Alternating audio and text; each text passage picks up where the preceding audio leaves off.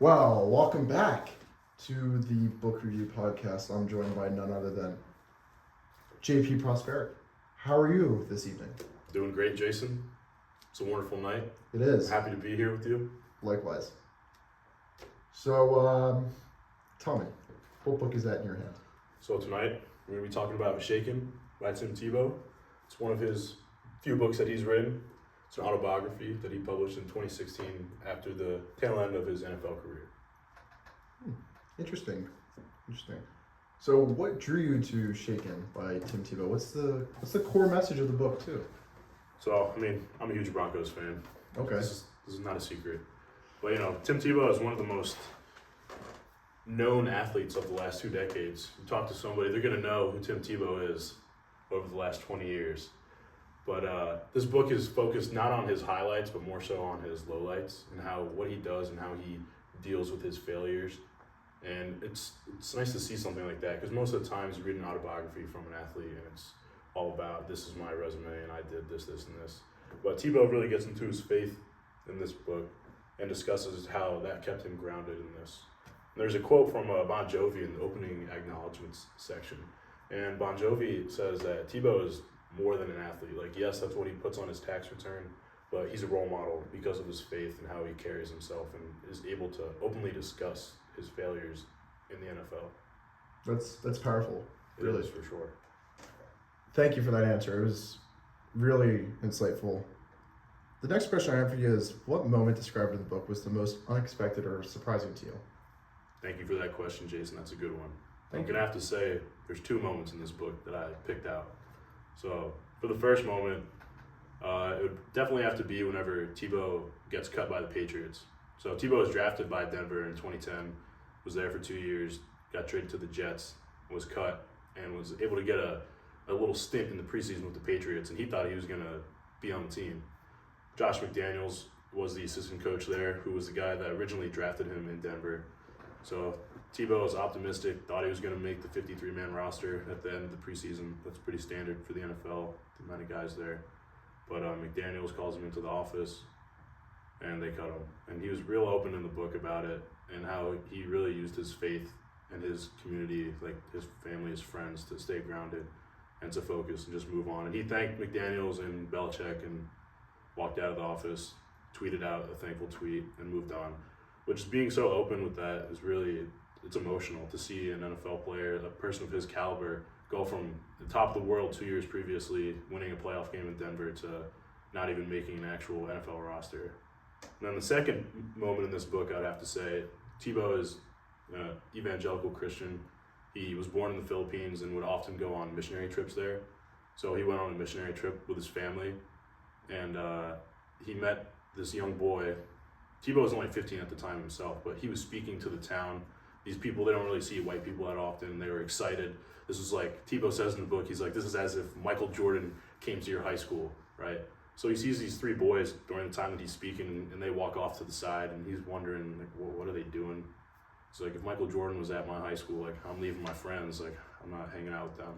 But he goes and finds the boys after, and the kid is laying down in his bed, and his legs are on backwards. And Tebow realized that the principal of the school, that of these boys that he was talking to, didn't want Tebow to go see these boys because he thought that they would be embarrassed because of this. But his friend stayed with him, and Tebow says to the kid, he's like, as he's leaving, he's like, I'll see you in heaven. And the kid says, I can't wait to run with you when I'm in heaven. And that's a really emotional moment there, to see somebody be touched that lives in a completely different area of the world. But that was definitely the most surprising moment of the book for me. That's truly incredible. I never knew about that. That's incredible. What do you think the author didn't discuss enough or could have added to improve the narrative? I think Tebow probably could have gone into just like kind of the criticisms he faced more, and just the outlash, the scrutiny that he faced. He talks about it, but he doesn't really talk about it on a day-to-day basis. Like, the only thing that he really mentions is after his little stint with the Eagles, that he didn't make the roster again. This is another similar situation to the Patriots. But you just see it on ESPN when he's watching football with his boys from home. It's just like Tebow cut from the Eagles or Tebow cut from the Patriots. But he doesn't really get into just how it affected him on a day-to-day basis, other than when he mentions the big times in his life. So I think it could have been interesting to see how he dealt with that kind of failure more so than just like in a one-time instance, like over the course of months or the years of that time. What personal experience you've had that relates to the topics in this book, whether it's sports, religions, or navigating identity? So I think an experience I've had here at the academy as a student athlete, well, now just a student, but I walked away from soccer the beginning of my junior year here, and it kind of relates to how Tebow had to walk away from football. Not obviously not the same thing at all, but just something that you spend so much of your life doing, and then you just have to make the decision to walk away for whatever reason that may be.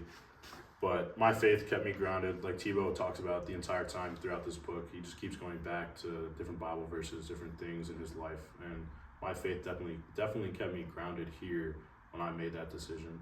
So I would say that it compares to Tebow walking away from his NFL career. This book focuses heavily on Tebow's Christian faith. How do you think that intersects with broader political and cultural conversations, especially in sports? Thank you, Jason. It's a big question there. It's a handful. But I think it depends on who you ask. And when you look at Tebow in this kind of situation, it's either he's this Christian value in sports, or people say that he was pushing religion where it wasn't supposed to be pushed into. And people compared his kneeling on the field, the Tebowing phenomenon that we saw. But people compare that to something like Colin Kaepernick, but it's definitely different than a situation like that. Tebow's was not supposed to be politically charged like Kaepernick's was. But when you do something like that in the United States and America today, in sports, in a public setting, people are going to take that, whatever it is, movement or action that you do and run with it. So while it isn't political and it was just strictly religious, and Tebow says that multiple times throughout this book, some people will take it to be politically charged. It's a great answer. You know, we got to talk about it, the whole Tebowing thing.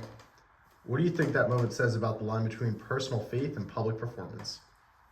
Jason, I think that's a good question. And when you look at something like this, the Tebowing phenomenon, it's just like I said in the last question, it's kind of something that can get out of your control, even if you're having a private moment like Tebow would, but in a public space. And Tebow says this, he goes, contrary to popular opinion, people would come up to him and say like, oh, like every time after you score a touchdown, or you guys like get a big field goal or something like that, they're like, you're always Tebowing, and he would just like laugh and agree.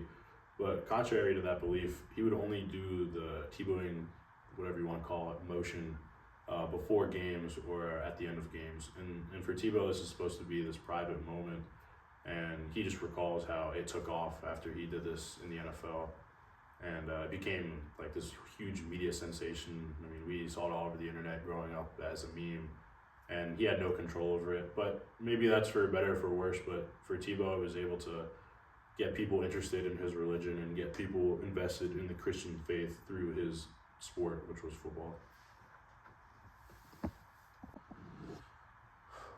What's one takeaway from the book that stuck with you personally? Yeah, for me personally, I'd have to say that the takeaway from this book is that failure isn't final. And it's not what you do that makes you who you are, but more so the values that you live by, like Tebow expresses throughout this book. And, the title of the book is called Shaken. And just because you're shaken, Tebow says, doesn't mean that you're broken.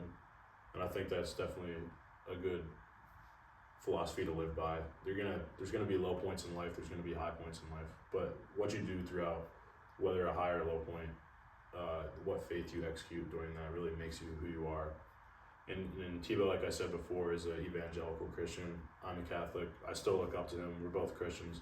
But the message that he continually says throughout this book, using religion, is a very emotional one. And at the very end of his book, he says, continue to fight.